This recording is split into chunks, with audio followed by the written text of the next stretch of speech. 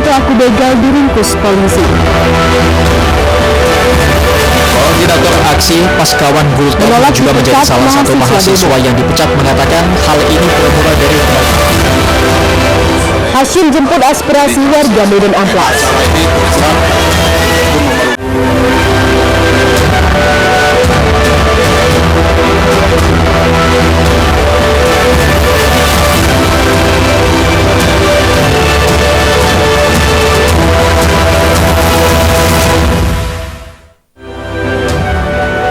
Horas, selamat pagi pemirsa, Ainu Sumut kembali menyapa Anda. Selain tiga informasi karena kami akan menghadirkan beragam informasi dari wilayah Sumatera Utara selama 30 menit. Bersama saya Maria Laura Puja, inilah informasi pertama.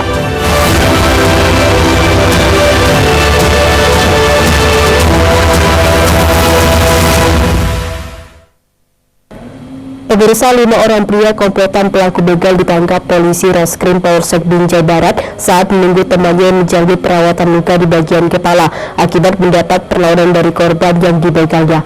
Guna mengelabui perbuatannya kepada polisi, para pelaku bahkan sempat mengaku sebagai korban begal dan bukan pelaku begal. Nah, ini yang dibegal nih. Jam 2.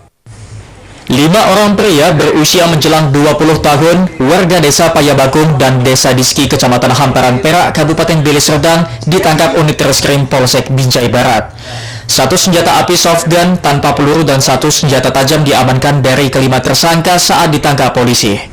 Sementara seorang tersangka berinisial AA yang juga pimpinan begal motor mengalami luka-luka di bagian kepala akibat terkena sabetan senjata tajam milik tersangka yang dilakukan korbannya. Saat melakukan aksi begal di Jalan MJ Sutoyo di Kelurahan Sukamaju, Kecamatan Binjai Barat, Kota Binjai, korban begal melakukan perlawanan dan berhasil mengambil senjata tajam milik tersangka dan langsung membacok kepala tersangka hingga tersangka AZ terpaksa menjalani perawatan medis. Meski sempat melakukan perlawanan dan membacok salah seorang tersangka, namun sepeda motor korban berhasil dibawa kabur kawanan begal. Tersangka begal mengaku sudah 7 kali melakukan begal sepeda motor demi untuk berfoya-foya di lokasi hiburan malam. Dibaca korban, Pak? Nah, abang begal, abang bisa jadi korbannya dibacok? Saya tidak tahu, Pak, karena saya para kena baca, Pak. Berapa orang kawan abang mau ini sindikat abang? Siapa? 5 orang, Pak. 5 orang. Udah berapa kali melakukan ini, Bang? Sekitaran 7 kali, Pak. Terus di mana, dibawa kemana tuh, Bang, barang-barang? Di Mencirim, Pak. Kelima tersangka berhasil ditangkap polisi di rumah sakit saat menunggu kawan mereka yang terkena sabetan senjata tajam dari korban begal. Para begal ini sempat mengaku sebagai korban begal saat ditangani polisi yang hendak menangkap para tersangka. Kurang dari 1 jam, kawanan kelima yang pembegal dapat kita amankan sesegera mungkin. Pada saat diamankan, mereka membawa kawanan dari begal tersebut. Ada yang terkena bacok dari korban karena sempat mereka berkelahi, dan setelah itu kami cek ke beberapa rumah sakit yang ada di wilayah Binjai. Ternyata kawanan begal tersebut mengaku kepada petugas kami, kepada anggota kami, bahwasanya mereka dibegal. Kini kelima tersangka masih menjalani pemeriksaan di Polres Binjai Barat. Ancaman hukuman di atas 5 tahun penjara sesuai pasal 365 KUHP bakal diterima para tersangka. Dari Binjai, Muhammad Zainal Tanjung, iNews melaporkan. Pemirsa, seorang anak tega menganiaya ibu kandungnya sendiri karena kesal disuruh minum obat yang biasa dikonsumsi pelaku untuk pemulihan kecanduan narkoba. Pelaku yang berhasil kabur usai menganiaya ibunya ini pun akhirnya berhasil ditangkap polisi.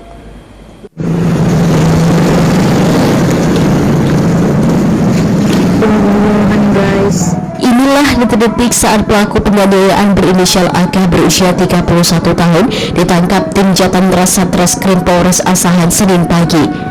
Pelaku ditangkap petugas tanpa melakukan perlawanan saat berusaha kabur usai menganiaya ibu kandungnya sendiri.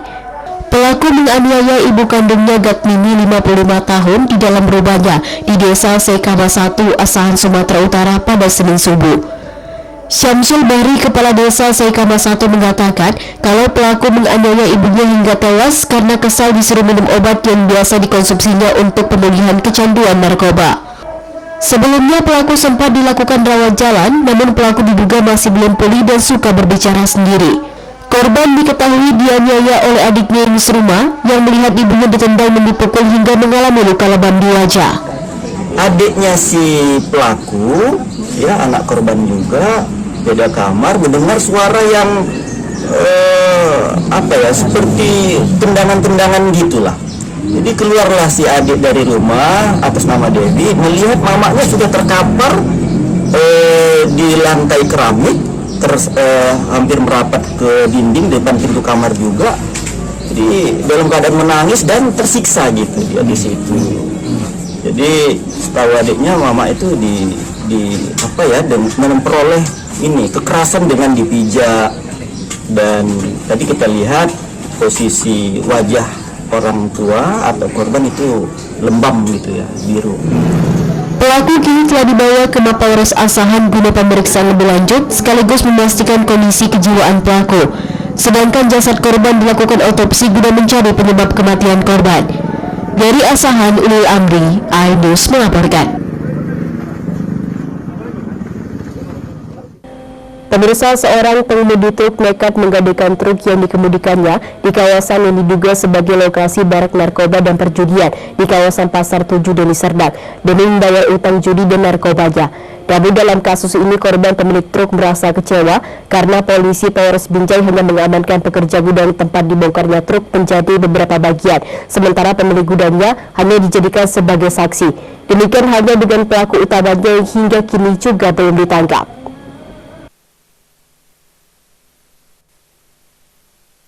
Inilah beberapa bagian truk milik CV Sukses Kencana Express yang sudah tidak lagi utuh setelah digelapkan pengemudinya sendiri, yakni tersangka Ade Pranata, dan dijual kembali oleh pembelinya kepada penada, lalu dibongkar menjadi beberapa bagian di salah satu gudang kawasan Pasar 7 Kecamatan Hamparan Perak, Deli Serdang guna mempermudah penjualan di pasar gelap. Menurut Acai selaku pimpinan CV Sukses Kencana Express, kasus ini bermula saat truk miliknya seperti biasa dibawa pelaku membawa material batu pecah dari Bangrok menuju Kisaran. Namun di tengah perjalanan sopir berhenti di lokasi barak judi dan narkoba di kawasan Hamparan Perak dan menggadekan truk yang dikemudikannya untuk membayar utang judi dan narkoba senilai 10 juta rupiah. Pelaku sempat tidak bisa dihubungi setelah melarikan diri, namun akhirnya berhasil ditangkap dan diserahkan ke polisi. Dari hasil pengembangan, truk ternyata telah dijual kepada seorang penada di kawasan Pasar 7 Kecamatan Hamparan Perak, Deli Serdang, dan telah membongkar seluruh bagian truk menjadi bagian-bagian kecil untuk mempermudah penjualan di pasar gelap. Polisi pun menangkap 10 orang pekerja gudang dan masih memburu 2 tersangka lainnya. Namun anehnya pemilik gudang AK justru tidak ikut dijadikan sebagai tersangka, namun hanya sebagai saksi, dengan alasan saat kejadian dirinya tidak berada di tempat. Ya, saya masih kurang puas karena yang diambil itu hanya sebagian, dan 480-nya saya minta diperiksa, didalami, karena yang dikorbankan itu hanya adalah anggotanya aja. Sementara 480 bos besarnya dan pelaku yang utama ya itu juga belum ditangkap.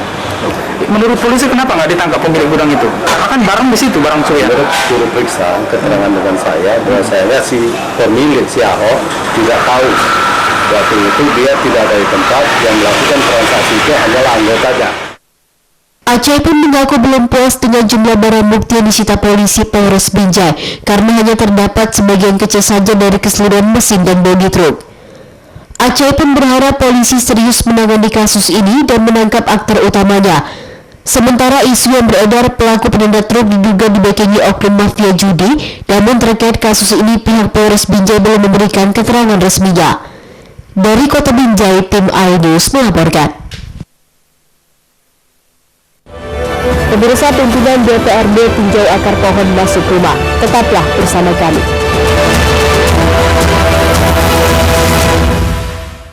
Mengupas makna dan tafsir Al-Quran bersama ulama terkemuka tanah air. yaskhar qaumum min qaum khairun minal yadis sufla. Nggak bakal bisa dibayar oleh dunia dan seisinya. Jelas, lugas untuk kehidupan sehari-hari. Di antara yang merusak hati adalah buruk sangka. Wa aqimus salah wa atuz zakat. Itu pun sejajar dengan jihad fisabilillah. Cahaya Hati Indonesia, Sabtu dan Minggu pukul 12 siang di iNews.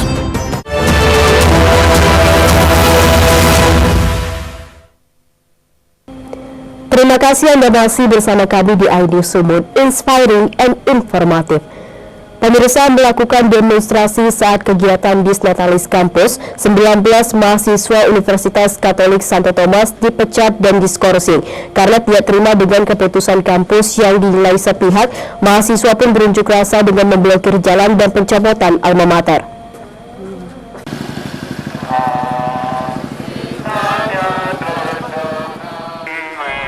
Puluhan mahasiswa Fakultas Pertanian Universitas Katolik Santo Thomas Medan melakukan aksi blokir jalan tepat di depan pintu masuk kampus di Jalan Setiabudi Ujung Medan. Aksi ini merupakan bentuk solidaritas sesama mahasiswa atas keputusan sepihak kampus yang memecat 6 orang mahasiswa dan skorsing terhadap 13 mahasiswa lainnya. Koordinator aksi Paskawan Gultom yang juga menjadi salah satu mahasiswa yang dipecat mengatakan hal ini bermula dari penolakan kampus terhadap pemerintahan mahasiswa serta kegiatan luar kampus yang dilaksanakan. Kasus ini memuncak saat perayaan Disnatalis Kampus dan mahasiswa melakukan aksi unjuk rasa yang berujung pemecatan. Untuk menyampaikan surat pembelaan dan keberatan kepada Universitas Katolik Santo Thomas bahwa kami dilakukan atau diberi sanksi akademik secara sepihak tanpa ada surat pemanggilan, surat peringatan 1, peringatan 2, peringatan 3. Kami langsung diberikan skorsing dan diberikan sanksi akademik hanya karena persoalan kami memperjuangkan pemerintahan mahasiswa dan membuat kegiatan kampus. Kalau di DO ada sebanyak 6 orang bang, kalau di skorsing ada sebanyak 13 orang. Usai melakukan aksi di kampus, mahasiswa pun melaporkan hal ini ke LL Dikti Wilayah 1 atas pemecatan sepihak yang dilakukan tanpa adanya surat peringatan terlebih dahulu atau mediasi. Dari Medan, Ahmad Ridwan Nasution, iNews melaporkan. Dalam koridor masa aksi, karena di sini kita adalah masa aksi yang tertib. Pemirsa, pimpinan DPRD Kota Medan Senin sore meninjau satu pohon besar di kawasan Jalan Tamrin Medan yang akarnya masuk hingga ke dalam rumah warga. Sebelumnya pemilik rumah merasa resah dengan akar pohon tersebut karena sudah merusak halaman bangunan. Pasalnya, walaupun keluhan terkait akar pohon sudah disampaikan ke kelurahan secara berulang kali, namun keluhan pemilik rumah tidak ditindaklanjuti.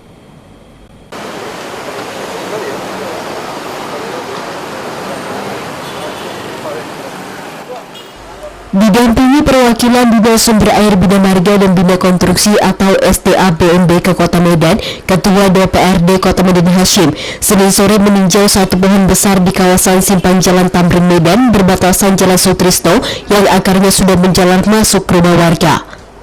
Pemilik rumah mengaku resah dengan keberadaan akar pohon yang merusak halaman rumahnya, bahkan sebagian juga sudah menjalar masuk ke bawah pintu rumah.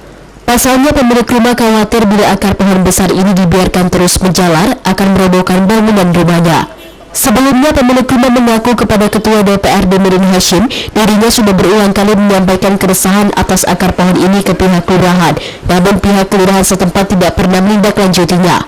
Dalam tinjauannya, Ketua DPRD Medan Hashim melihat langsung kondisi lantai halaman rumah warga yang sudah rusak dan pohon besar itu pun terlihat sudah tua dengan akar yang besar-besar. Setelah Ketua DPRD Kota Medan Hashim melakukan koordinasi dengan perwakilan Dinas SDA BNBK atau dulunya Dinas PU Kota Medan, solusinya adalah pohon besar tersebut harus ditebang dan dicabut akarnya. Di Jalan Tamrin ada masukan dari warga aspirasi ya, terkait dengan pohon yang cukup lama, yang sudah sangat tua, yang akarnya itu sudah masuk ke rumah warga. Jadi ada permintaan warga supaya dilakukan pemangkasan pohon itu, dan hasil peninjauan ini sudah kita lakukan masuk dalam perenjang dari Dinas PU supaya itu bisa segera ditindaklanjuti sehingga warga merasa nyaman yang menempati rumah tersebut. Ketua DPRD Kota Medan Hasyim berharap kepada Dinas Pemerintahan Kota Medan supaya lebih intens melakukan pengawasan terhadap pohon-pohon tua di sepanjang jalan protokol Kota Medan. Apakah keberadaan pohon tersebut membahayakan warga dan pengguna jalan? Kalau memang membahayakan, sebaiknya dipangkas atau ditebang demi keselamatan warga. Dari Medan, Said Ilham, iNews melaporkan. Pemirsa, Hasyim jemput aspirasi warga Medan Amplas. Tetaplah bersama kami.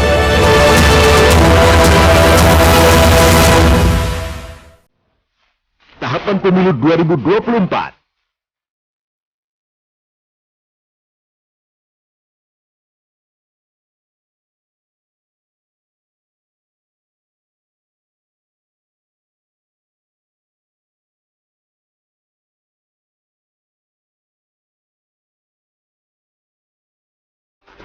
Ikuti informasi terkini seputar pemilu di semua program berita iNews.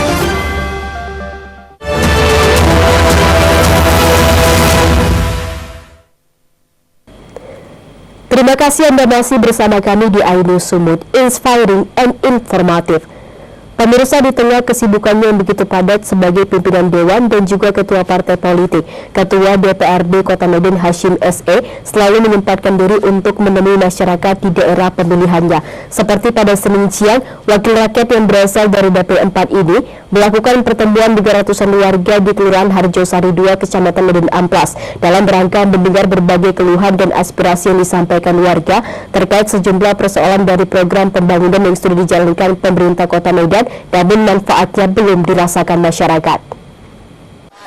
Ada juga pantun Batak ya Pak. Jadi kita seperti yang salam sehat dan salam sejahtera bagi kita semuanya. Horas menjual yang Pertemuan Ketua DPRD Kota Medan Hasyim SE dengan warga Kecamatan Medan Amplas dalam rangka menjemput aspirasi melalui kegiatan Rases ketiga tahun 2023 berlangsung di Jalan Swadaya Gang Tahu, Kelurahan Harjosari 2, Senin siang. Selain dihadiri ratusan warga, hadir juga sejumlah perwakilan OPD, diantaranya Dinas Sumber Daya Air Bina Marga dan Bina Konstruksi atau SDA BMDK Kota Medan, Dinas Sosial, Dinas Perhubungan, Dinas Lingkungan Hidup, Kepala Puskesmas setempat, perwakilan camat dan lurah, serta tokoh masyarakat dan tokoh agama setempat. Dalam pertemuan tersebut, Ketua DPRD Kota Medan Hasyim mengatakan, kegiatan Rases ketiga tahun 2023 dalam rangka menjemput aspirasi warga ini diharapkan dapat memberikan solusi atas berbagai persoalan yang terjadi di tengah masyarakat dan bermanfaat bagi masyarakat. Untuk itu, Ketua DPRD Kota Medan Hasyim mengharapkan warga yang hadir dapat menyampaikan segala persoalan dari program pembangunan yang sudah dijalankan pemerintah Kota Medan, namun manfaatnya belum dirasakan masyarakat.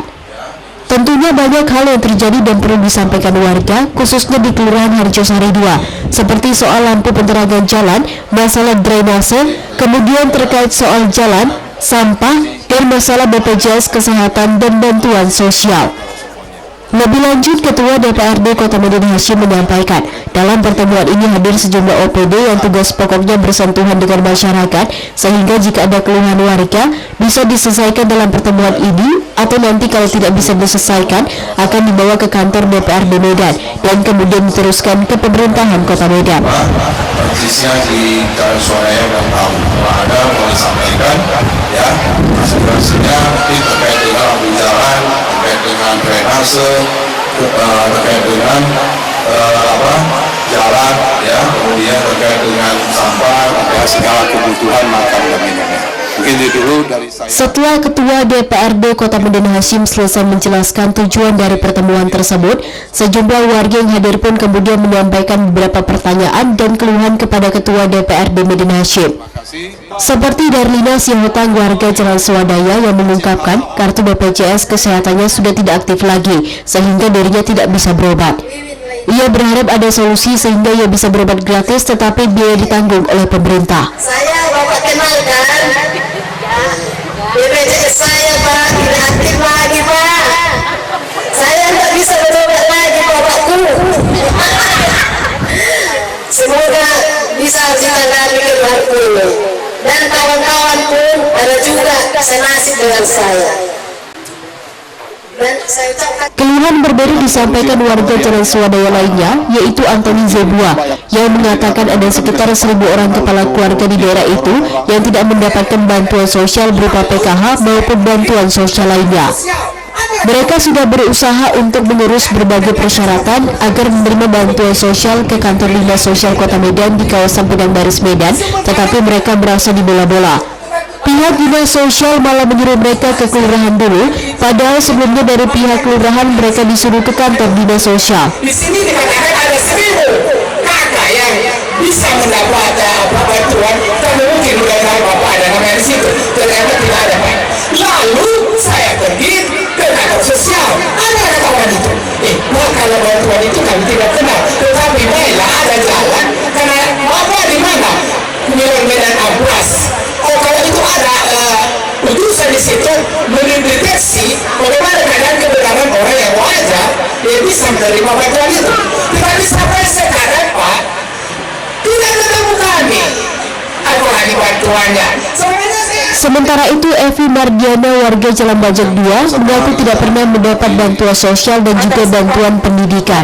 Selain itu, ia juga mengeluhkan tentang lampu penerangan jalan di Gang Coklat 1, Jalan Bajak 2, Kelurahan Harjosari 2, yang beberapa bulan dipasang kembali padam, dan keluhan terakhir soal sampah di kawasan kanal jarang diangkut.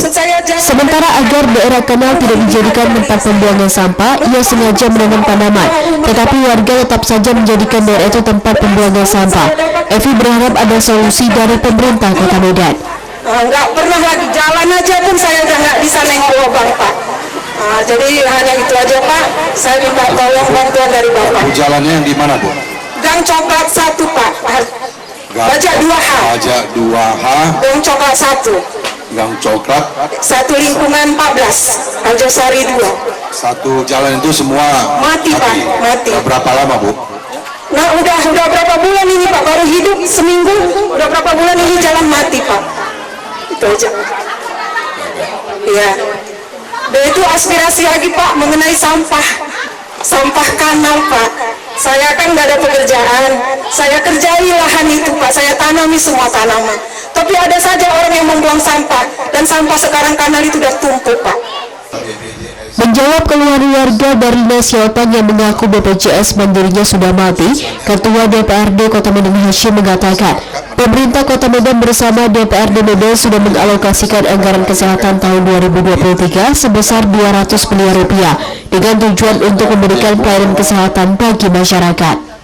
Dan sejak Desember 2022, pemerintah Kota Medan sudah menerapkan program Universal Health Coverage Jaminan Kesehatan Medan Berkah atau UHC JKMB, di mana warga dengan menggunakan KTP bisa berobat gratis di rumah sakit atau klinik yang bekerja sama dengan BPJS Kesehatan. Ketua DPRD Medan mengatakan warga tidak perlu khawatir, meski BPJS Mandiri sudah tidak aktif, bisa dialihkan ke BPJS gratis melalui program UHC JKMB.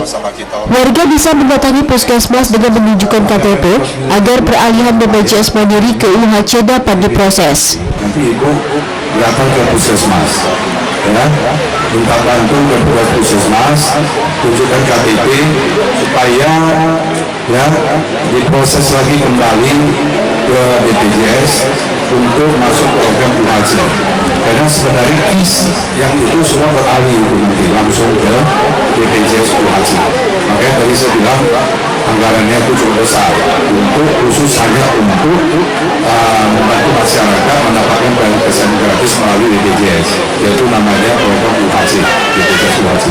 Jadi sebenarnya selama setahun ini banyak masyarakat sudah terbantu. Walaupun mereka memiliki BPJS yang mandiri ataupun belum memiliki BPJS, ya, nah BPJS yang mandiri yang tidak sanggup bayar lagi karena faktor ekonomi yang tertunda itu juga bisa dibantu dialihkan ke BPJS UHC. Terkait pernyataan warga soal bantuan sosial dan bantuan pendidikan serta masalah lampu penerangan jalan, Ketua DPRD Kota Medan meminta kepada perwakilan OPD yang hadir, yakni dari Dinas Sosial dan Dinas Perhubungan untuk menjawabnya. Sedangkan soal sampah di kanal kenapa tidak diangkut, Ketua DPRD Kota Medan Hashim mengatakan sudah koordinasi dengan pihak Kecamatan Medan Amplas. Alasan tidak diangkutnya sampah karena letak sampah dimasuk berada di daerah Kabupaten Deli Serdang yang berbatasan dengan Kota Medan. Kalau untuk sampah di Kota Medan setiap hari pihak kecamatan mengangkutnya. Setelah diberi kesempatan menjawab atas pertanyaan warga terkait bantuan sosial, program PKH dan lainnya, Koordinator PKH Wilayah Medan Amplas Wibin menjelaskan, bagi warga yang ingin mendapatkan bantuan sosial harus terlebih dahulu masuk dalam data terpadu kesejahteraan sosial atau DTKS. Untuk pendataan tersebut seharusnya kepala lingkungan untuk lebih aktif mendata warganya yang mana yang layak menerima bantuan sosial. Tentunya apa yang diberikan kepada masyarakat itu ada undang-undangnya, baik itu tentang proses, tentang anggaran maupun tentang kuota. Meskipun sudah terdaftar di dalam DTKS, tidak serta-merta warga langsung menerima bantuan sosial. Warga harus bersabar karena mungkin masih masuk dalam daftar antri. Sementara soal lampu penerangan jalan yang padam dan dikeluhkan warga, perwakilan Dinas Perhubungan Kota Medan mengatakan hal ini langsung diperbaiki, dan bagi warga yang menginginkan lampu penerangan jalan atau juga memperbaiki lampu jalan yang sudah padam, perwakilan Dinas Perhubungan Kota Medan memberikan nomor kontak untuk dihubungi supaya persoalan warga terkait lampu penerangan jalan segera ditindaklanjuti. Tentunya setiap bansos ataupun yang akan diberikan kepada masyarakat itu adalah ada undang-undangnya yang mengatur tentang proses, tentang anggaran, tentang kuota, ya. Jadi ada proses, ada anggaran, ada kuotanya dari pemerintah pusat. Nah, untuk saat ini PKH itu di seluruh Indonesia itu diterima oleh 10 juta KPM, artinya keluarga penerima manfaat. Nomor telepon pengaduan, lampu jalan ya, lampu rumah. Ya, lampu jalan. Pelayanan lampu jalan 0813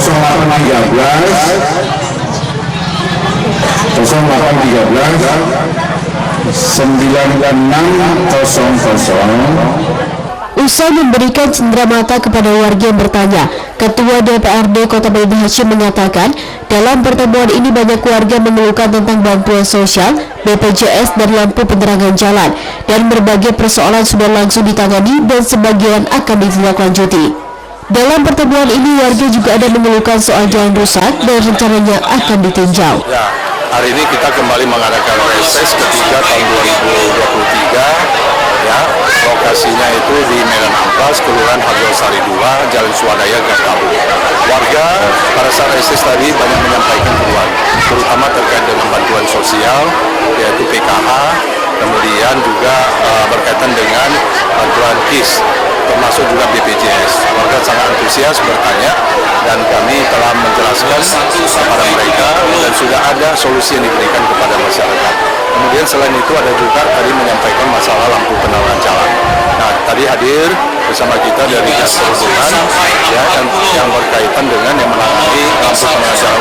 Tadi sudah disampaikan dan sudah langsung ditindaklanjuti dan sudah diumumkan ya, diinformasikan ke warga yang hadir supaya bisa menghubungi nomor WA pengaduan bila mana ada lampu penerangan jalan yang terjadi rusak atau padam.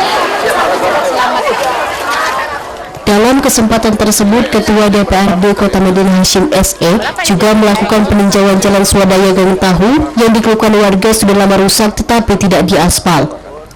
Bersama Kasubag TU PT Dinas SDA BMBK Wilayah Medan Kota, Selamat Ketua DPRD Medan Hashim menelusuri lokasi Jalan Swadaya Gang Tahu yang kondisi aspal badan jalan sudah terkelupas.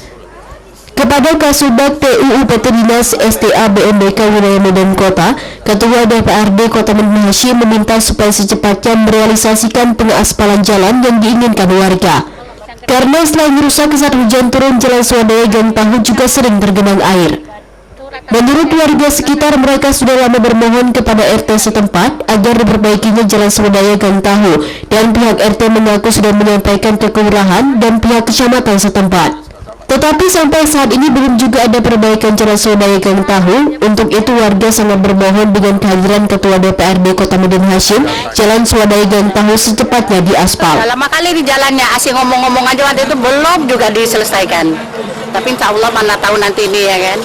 Minta tolonglah kami biar jalan kami bisa bagus, ya kan. Lagi pula kalau mau pergi sholat lagi, udah airnya banyak, ya kan. Takut juga air-air itu kan kotor, ya kan. PRT udah ngomong, cuma buat paret aja. Mungkin nanti belum saatnya, tapi sampai sekarang nggak dibuat-buat. Jadi ya. Sementara itu, Kasubag PUU PT Dinas SDA BMBK Wilayah Medan Kota Selamat mengatakan setelah dilakukan peninjauan, jalan swadaya Gang Tahu memang layak untuk diaspal. Dan Dinas SDA BMBK hari ini atau besok akan melakukan pengukuran berapa panjang jalan untuk dikerjakan melalui swakelola atau proyek. Pas datangnya Pak Hasyim, Ketua DPRD ini, kami tetap siap dari pihak SDA BMBK untuk melaksanakan pengaspalan tersebut. Maka kalau tidak hari ini atau besok, kami akan ukur berapa meter panjang, nanti akan kami usulkan di swakelola atau di proyek gitu. Ketua DPRD Kota Medan Hasyim mengatakan dirinya menerima keluhan warga tentang jalan swadaya Gang Tahu yang sudah lama rusak hingga bersama Dinas SDA BMBK meninjau jalan.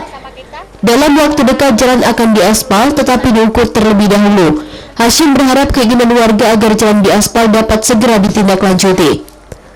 Kemudian dalam tinjauannya, Ketua DPRD Medan Hasyim menambahkan dirinya melihat ada lampu jalan warga yang sudah padam di dalam gang dulu merupakan bantuan darinya, dan ia berjanji akan menindaklanjuti keluhan warga terkait lampu jalan tersebut.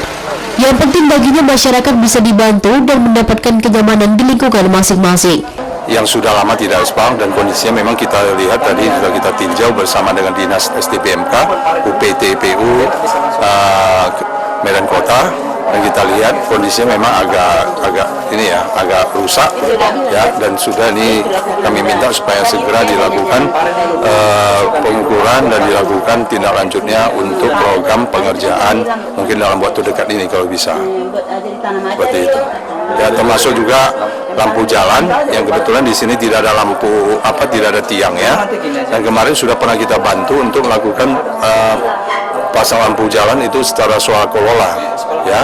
Nah, dari swakelola maksudnya dari saya sendiri yang kemarin. Selain persoalan jalan rusak dan lampu jalan, warga jalan swadaya Gang Tahu juga meminta kepada Ketua DPRD Medan Hasyim agar memperbaiki saluran parit mereka yang tersumbat. Permintaan tersebut langsung ditindaklanjuti oleh Ketua DPRD Kota Medan Hasyim. Dari Medan, Said Ilham, iNews melaporkan. Informasi tadi mengakhiri iNews Sumut hari ini. Saya Maria Laura Puja atas nama tim redaksi yang bertugas mengucapkan terima kasih atas kebersamaan Anda. Selamat beraktivitas dan sampai jumpa.